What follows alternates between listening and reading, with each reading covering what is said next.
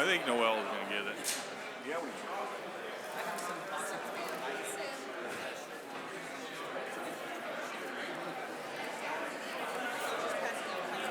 Jeremy.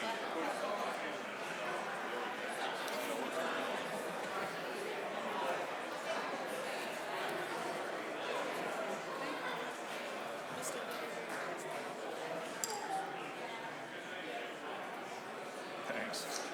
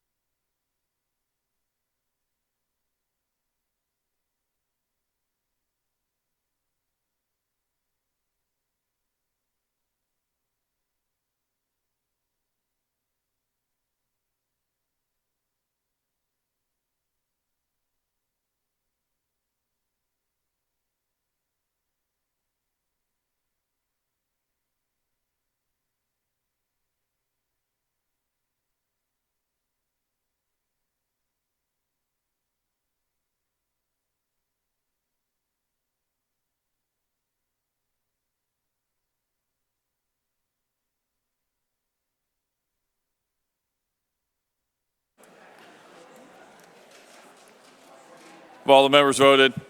Tally the roll. Roll call shows 89 members present. The chair declares a quorum for conducting a business.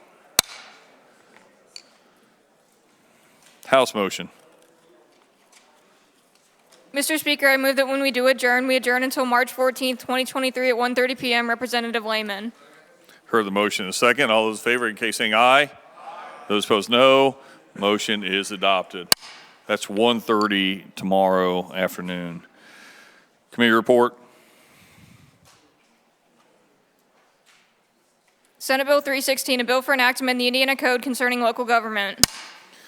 For the committee report, is there any discussion? Chair sees none. The question is on the adoption of the committee report. Those in favor, saying aye. Those opposed, no. Committee report is adopted. Committee report. Senate Bill 477, a bill for enactment of the Indiana Code concerning. You've heard the committee report. Is there any discussion?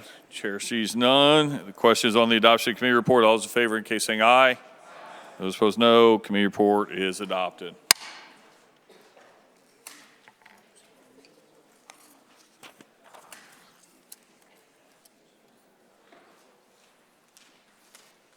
We'll move to the second reading calendar. Senate Bill 48, Representative McNamara. Chair hands down on second reading Senate Bill 48. Senate Bill 48, a bill for enactment of the Indiana Code concerning criminal. Bills ready for amendment, recommitment, or engrossment. Chair sees none. Bills ordered to engrossment. Senate Bill 106, Representative Wesco. Chair hands down on second reading Senate Bill 106. Senate Bill 106, a bill for enactment of the Indiana Code concerning. Bills ready for amendment, recommitment, or engrossment. Chair sees none. Bills ordered to engrossment. Senate Bill 181, Representative Jeter. Chair hands down on second reading Senate Bill 181. Senate Bill 181, a bill for enactment of the Indiana Code concerning. Bills ready for amendment, recommitment, or engrossment. Chair sees none. Bills ordered to engrossment. Senate Bill 296, Representative Jeter. Chair hands down on second reading Senate Bill 296. Senate Bill 296, a bill for enactment of the Indiana Code. Bills ready for amendment, recommitment, or engrossment. Chair sees none. Bills ordered to engrossment. Senate Bill 331, Representative Jeter. Chair hands down on second reading, Senate Bill 331.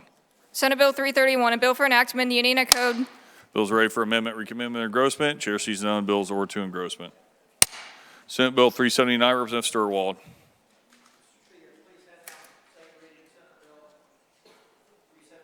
Chair hands down second reading, Senate Bill 379. Senate Bill 379, a bill for enactment of the Indiana Code concerning criminal. Bills ready for amendment, recommitment, or engrossment. Chair sees none. Bills ordered to engrossment. Senate Bill 445, Representative McNamara. Chair hands down on second reading, Senate Bill 445. Senate Bill 445, a bill for enactment of the Indiana Code concerning courts and court. Bills ready for amendment, recommitment, or engrossment. Chair sees none. Bills ordered to engrossment. We are going to have a temporary recess for a few minutes until Representative Soliday, who was stuck in some I-65 traffic, I understand a few of our members were stuck in today, arrives. I understand will be here very shortly. So with that, the House stands in recess until the fall of gavel in a few minutes.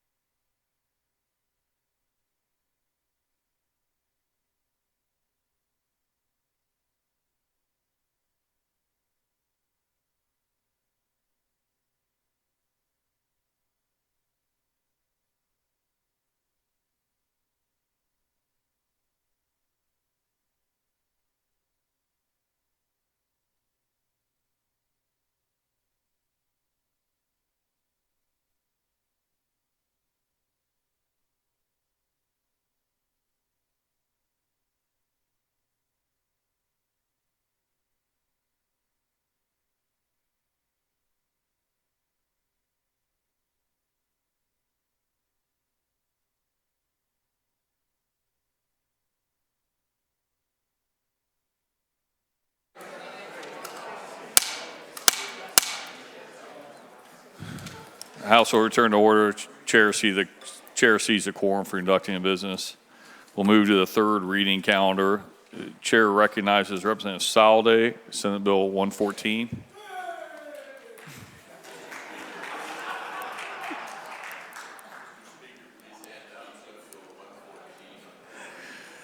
The chair hands down on third reading, Senate Bill 114. Senate Bill 114, a bill for enactment in the Indiana Code concerning tax. Chair recognizes Representative Soliday to speak on the bill. Thank you, Mr. Speaker. Ladies and gentlemen of the House, Senate Bill 114 is a really important bill. About a year ago, we had an apartment building owned by an out-of-state person, and he collected water bills from the residents and then didn't pay the utility. Ran up a multi-million-dollar bill to the point where the utility was going to have to shut off the water service, and that meant sanitation. And there was not much we could do. So a number of us met multiple times, and we came up with one of the, it's amazing how many things this touches and how many people are involved. But what we did was came up with Senate Bill 114, which basically says that if you do this and more than 60 days go by, we put that entity into receivership. So I'd be happy to answer any questions. Very important bill, bipartisan, and would really appreciate your support. For discussion on the bill, Representative Pryor, speak on the bill.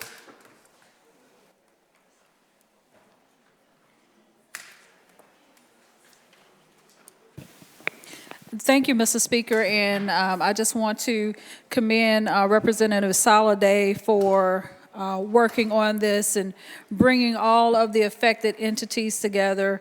This is a situation that affected multiple apartments in Marion County. We even had a meeting at a church where some of the residents came and were concerned. They were very upset. They were mentioning, you know, why is it that the bills had been allowed to go on for so long, and it was over $1 million in which were owed back to the water company. And this is just a horrible situation in which we have some of these apartment complexes who are taking money from people and people paying on time faithfully every single month and getting a notice from the water company, or I guess it could be a utility company, quite frankly, getting a notice that they're going to have their water cut off. A basic necessity that is needed, whether you're old, young, you can't flush your toilet, you can't cook your food, you can't wash, you can't bathe yourself. When these businesses, apartment complexes, they have your money. They're able to take care of their needs, but the people who live in these apartment complexes can't. So we really needed a solution, not only for Marion County, but I feel if we didn't do anything and start something now, this is something that could happen to other communities across the state. And I think, if I'm correct, Representative Soliday, this was something that happened to another community outside of Marion County. So this is a major issue that needed to be resolved. Quite frankly, I wish we could have put some harsher penalties in there for some of these companies that's done this. But this is certainly a start, and hopefully this will stop this from happening to other communities around the state. So thank you, Mr. Speaker. For discussion on the bill, Representative Pack, would you like to speak on the bill? Thank you, Mr. Speaker. Good afternoon, ladies and gentlemen of the House. I am so proud that I get to go back to my district to at least 2 apartment complexes that faced this issue over the past year and tell them that their state legislators got on it right away and was able to get some legislation in the works and hopefully passed.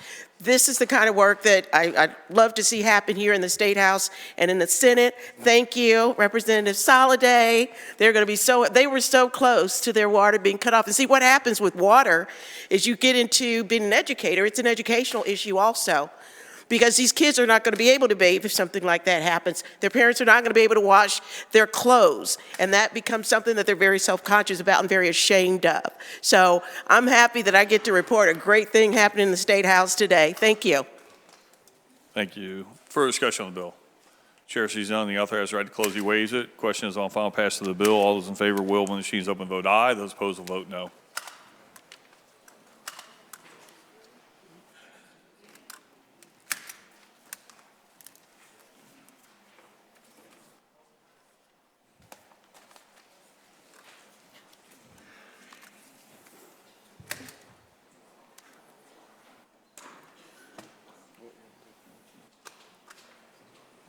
See Steuerwald.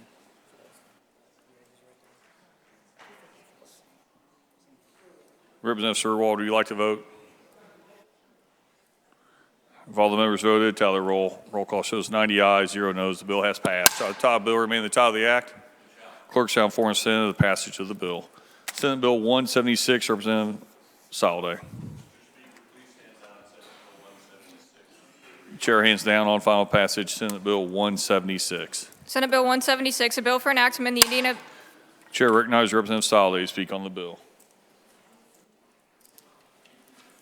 Thank you, Mr. Speaker, ladies and gentlemen of the House. Another important bill. Last year, we passed the policy piece. Both the current administration and the previous have agreed we can't reach the carbon goals without small modular nuclear reactors. They've been around for a long time in our nuclear submarines and nuclear aircraft carriers. The technology has been applied in other areas. So at that time, 3 years ago, we couldn't even talk about them. Last year, they started to get more interest, and we said we want to be ready, so we directed the IURC to start drafting rulemaking. Now, make no mistake, most of the rules and so forth for small modular reactors will come out of the federal government. But at that time, it looked like the right sizing was 350 megawatts to say that's the maximum to be classified as a small modular reactor. In the meantime, another vendor came forward and said, we're able to build a 450. We're going to put it in, it's going to be in England first, but while these are modular, they're not going to ship them across the ocean. So Indiana has the possibility, it happens to be one of our manufacturers, of having it in Indiana. So all this bill does, doesn't change the policy we did last year. It raises the maximum size for an Indiana small modular reactor to a cap of 470 megawatts. And we'd really appreciate your support. Further discussion on the bill. Representative Pierce, speak on the bill.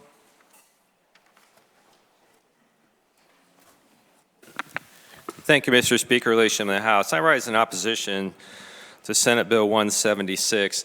The first important thing to know is that nothing in this bill is necessary, or actually anything in the statute that was passed last year is necessary for any utility to come to the Utility Commission and say, we want to build a nuclear reactor of any size, small or large. There is nothing preventing that. What you have to remember is the statute we passed last session and that we are now expanding the scope of in this session is an incentive bill. It's saying we really would like to see this happen, and the way we're going to encourage it is we're going to give monetary or financial incentives to someone who comes in and proposes a small modular reactor. And one of those incentives is having the ratepayers pay for the project before it's actually complete and providing electricity. And so in other bills, we've had this discussion before. Construction work in progress shifts the risk from the utilities, from their shareholders, to the ratepayers. And particularly in this context, because yes, while there have been small reactors on nuclear submarines and other places that are top secret and you can't really know what's going on inside the black box, the argument is you can take similar technology, you can construct it in the factory, it can be safer and more reliable, and you can put these small reactors online. There's some promising technology there. I hope it works out, but the truth is it hasn't worked out anywhere yet. It's still in this very preliminary pilot stage, and there's a lot of federal subsidies going into a project out west to kind of give a shot at that. So to me, to have a 470 megawatt nuclear reactor go on the books for ratepayers to pay, which right now the estimate is that each of those units would cost about $2.34 billion. So it's not a cheap thing. And so what will happen is if this bill goes into place, an even bigger reactor, which is probably more expensive, can be put on the backs of the ratepayers immediately. And if for some reason there are delays in getting it constructed and making it work properly and actually becoming used and useful, the ratepayer continues to pay for that, even if it's not giving them 1 single kilowatt hour of electricity. And so to me, it makes no sense to expand this risk even further. So that's one reason, probably the main reason why you wouldn't want to support this bill. You're going to really shift the risk of this new technology onto the backs of ratepayers. Now, if we put all that aside and let's just look at the numbers, this also kind of raises some questions. So the International Atomic Energy Agency defines a small modular reactor as one with a power capacity up to 300 megawatts.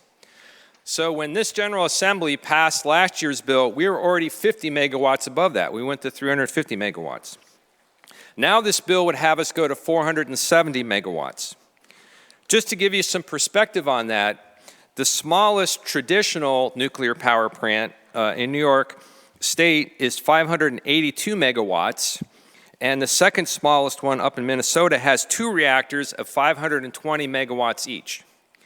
So this 470 megawatt reactor is really not a small modular reactor. At best, it would fit in the category of medium reactor. And so we're getting away from the whole point of the original bill by scaling up to these sizes. Now, why do we say we need to do this? Well, a company that does business here in Indiana making other products apparently is in the process, I think with some subsidies or support from the UK, is in the process of beginning to build plants to manufacture their modular reactor over in the UK. So the idea, I think, is, well, gee, because they're doing 470 megawatts, we better expand this to include them. Now, you could do that because you just want to be nice to a big manufacturer in your state. I suppose that could be one policy.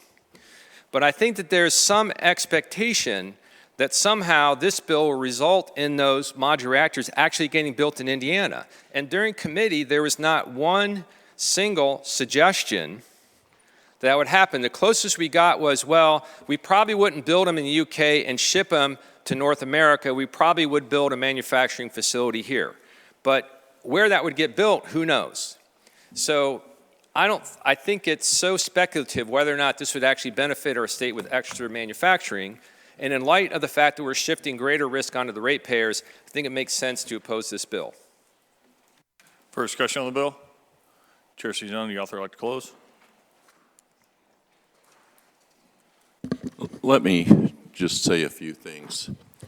Number one, we passed QIP for small modular reactors last year. It's not new in this bill. It's there.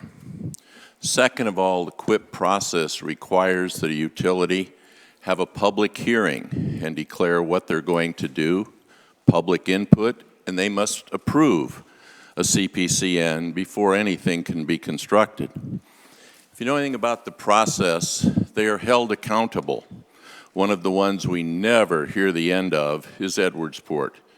In that particular one, the shareholders wound up paying $600 million. So there's accountability in the QIP process, but it's already done. It's in last year's bill. All this is about raising the amount from 350 to 470. And the truth of the matter is that extra 100 and some megawatts is the cheapest megawatts you're going to buy because the facility itself isn't that much bigger.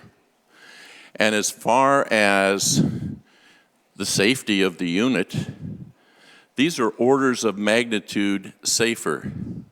They don't require the 10-mile safety limit. They fail passive. That means Fukushima required electrical energy to shut it down. These, through gravity, just automatically shut down if they use electrical power. But that's all being done at the feds. And as far as the 300 megawatt in the currently at federal and international, that, if the Fed were to change that or to say that's the max, I can tell you that that's preemptive, and they will preempt any state law. All we're trying to do is look at the technologies that are out there, and that little part of it the state will control. Let us be open for business. Really appreciate your vote. Question is on the final passage of the bill. All those in favor will, when the machine is open, vote aye. Those opposed, vote no.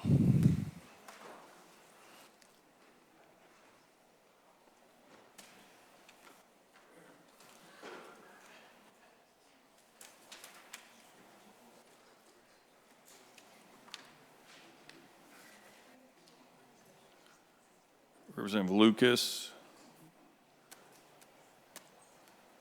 Have all the members voted? Tally the roll. Roll call shows 70 ayes, 21 noes. The bill has passed. Shall the title of the bill remain the title of the act? Clerk shall inform the Senate of the passage of the bill. Senate Bill 374, Representative Soliday. Chair hands down on final passage, Senate Bill 374. Senate Bill 374, a bill for an act. The chair recognizes Representative Soliday to speak on the bill. Thank you, Mr. Speaker. Ladies and gentlemen of the House, this is one of my favorite bills. It's fairly simple, and I want to thank Representative Pierce, who has joined me on the bill. Fairly simple bill. For whatever reason, we in the state have set caps on the maximum amount of money people can be paid to serve on a board. A number of our boards are having difficulty recruiting people to serve on the boards. All this does is allows water, sewage, and solid waste districts to raise the pay from have raised the maximum that can be paid from $50 per day to $150 per day, and removes the provision that allows for payment of not more than $125 a day. So basically, they think that it will allow them to recruit more board members. We'll have another bill for another group probably in the next couple days. So appreciate your vote. Further discussion on the bill. Representative Pierce speak on the bill. Thank you, Mr. Speaker, relation to the House. I don't have much to add, but I just wanted to come up and see something nice about a Representative Soliday bill for a change. I appreciate it. I was contacted by some people in the Bloomington area who said they're having this problem, and the cap on this payment had not been changed for decades, and so I think it's an important thing to do. And the other thing to remember is it's just a May provision, so if the current boards are happy with the level of their pay, they can do it, and they don't have to go up to the maximum allowed. They can go somewhere in between. So it just gives them flexibility to do what works best for them. Further discussion on the bill. Chair sees none. The author has the right to close. He waives it. The question is on final passage of the bill. All those in favor will, when the machine is open, vote aye. Those opposed, vote no.